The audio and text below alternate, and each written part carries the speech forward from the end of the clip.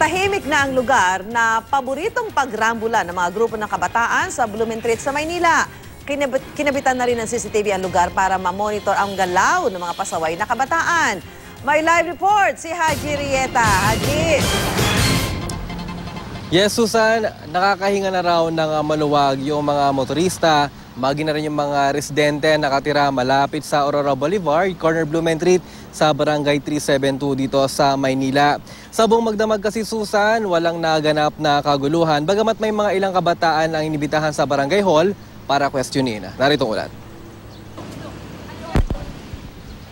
Kung noong madaling araw ng linggo, mga kabataang naggarambulan sa gitna ng Aurora Boulevard ang makikita, ngayon, mga pulis nang nasa kalsada. Naglalagay kami ng oplasita rito, the same time, para magkaroon ng police visibility. Para na rin sa deterrence ng mga batang nagrarambol.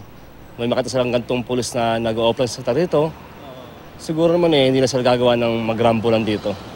Iginatuwa naman ito ng mga motorista. Hindi na raw kasi sila mababato tuwing nagkakaroon ng rambulan dito. Para wala pong gulo, kasi laging nababatuan po dito eh. Kayo ba na-experience nyo na dumadang kayo dito?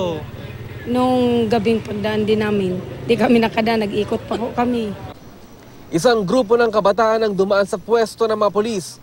Sandali silang kinausap ng mga pulis at sinabing hindi sila sangkot sa mga rambulan. Kasama ang GMA News, nagronda mga pulis at tanod ng Barangay 372. Unang pinuntahan ang labas ng Manila North Cemetery. Pero bago pa man makarating ang grupo, nakuna ng aming kamera ang ilang kabataan na nagtatakbuhan papasok ng sementeryo. Nang makarating kami sa lugar, malinis ito at walang nadatnan ng mga bataang nakatambay. Sunod na pinuntahan ang Leonora Rivera Street, corner Blumentritt. Madalas din daw kasi itong tinatambayan ng mga kabataang naggarambulan. Pero walang kabataang nakatambay sa lugar. Kung dito mga nakarang araw ay dito sa bahagi ito ng Blumentritt Street ay kumpulan yung mga kabataan na sangkot sa mga rambulan dito sa lugar, ay ngayon, gayang nakikita nyo, malinis ang lugar, walang mga minoridad, mga bata, at talagang masasabi nating payapa dahil yung mga nakita nyo dyan ng mga tricycle driver ay talagang di sila na-istorbo na nagpapahinga sa mga oras na ito. Ayon sa mga otoridad, talagang epektibo yung kanilang ginagawang pagronda sa mga lugar nang sa ganoon ay mapigilan itong halos gabi-gabing kaguluhan sa pagitan ng mga kabataan. Kung kayo pong masusunod, gusto nyo ba laging ganito? Opo, para matahimik kasi mga batang gala eh. Kaya dapat lang yun, yung ginagwardyan nyo sila.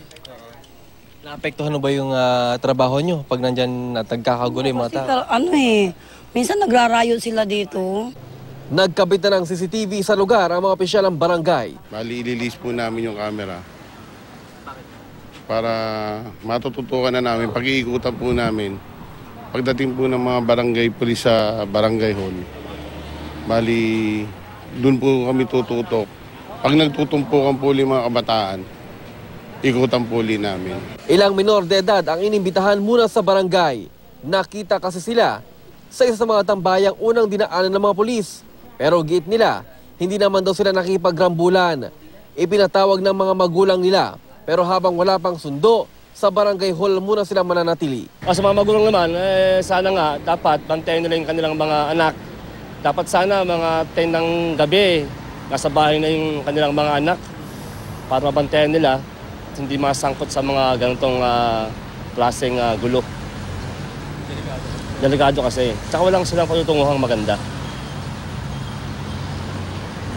Susan, umaasa ang lahat na sana magtuloy-tuloy na ganito, no, na maayos at walang kaguluhang nangyayari, lalo na kapag gabi sa bahagi ito nga ng Aurora Boulevard sa Blumentritt dahil iwas na rin sa disgrasya at sa kaligtasan na rin ng lahat. Susan? Maraming salamat, Haji Rieta.